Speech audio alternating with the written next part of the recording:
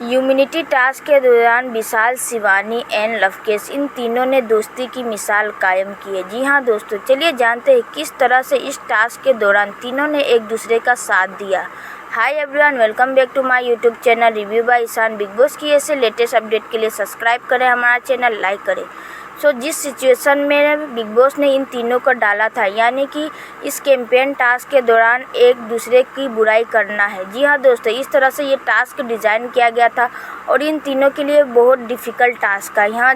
जी हाँ दोस्तों, अभी तक का सबसे डिफ़िकल्ट टास्क यही था कि इन तीनों एक दूसरे के बारे में बुराई नहीं सुन सकते, तो करना तो दूर की बात है। तो यहीं ये टास्क में यही चीज़ें थी कि जो जितना ज़्यादा बुराई कर सकता है वही इस टास्क को विन करेगा, यानी कि जीतेगा।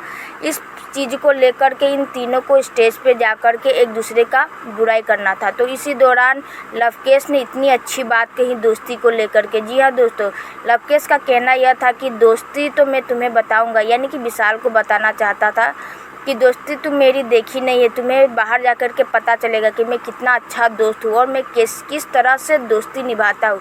इस तरह से कहते हुए नजर आए। एंड पहले बार में गए विशाल पांडे। जी हाँ दोस्तों, विशाल पांडे जाते हुए उतना अच्छे से बुराई अपने दोस्तों की नहीं कर पाई, ऊपर से ही मन से बुराई की।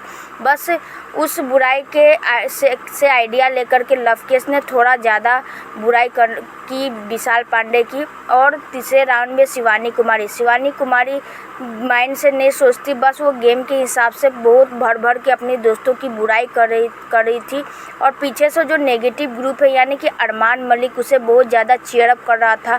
तो इसी के कारण शिवानी और भी ज़्यादा खुश हो रही थी और सोच रही थी मैं बहुत ज़्यादा अच्छा कर सकती हूँ, और भी ज़्यादा बुराई कर रही थी। यानी कि बहुत ऐसी चीज़ें जिसे नहीं बोलनी चाहिए थी वो भी चीज़ें उसने बोल दी। इस टास्क को परफॉर्म करने के बाद इन तीनों ने एक दूसरे को गले लगाया। जी हाँ दोस्तों, और बहुत ही फूट के रोने लगे। इन तीनों का दोस्ती देख करके पब्लिक भी आज रोई होगी। जी हाँ दोस्तों, जैसे कि हमें देखने के लिए मिला, इन तीनों ने एक दूसरे की बुराई की, बट इन्हें पता है कि ये टास्क था।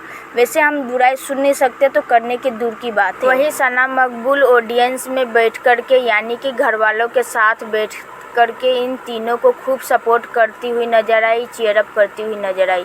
आपका क्या कहना है इन चारों की दोस्ती को लेकर के? कमेंट करके ज़रूर बताएं। And thank you for watching my videos.